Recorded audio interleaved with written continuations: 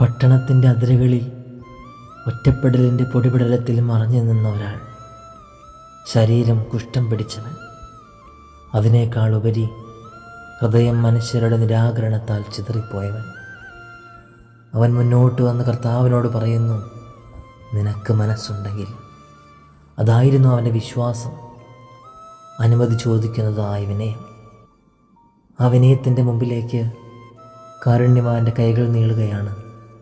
സ്പർശിക്കരുതെന്ന് ലോകം പറഞ്ഞ ശരീരത്തെ കർത്താവ് തൊട്ട് സൗഖ്യപ്പെടുത്തുകയാണ്.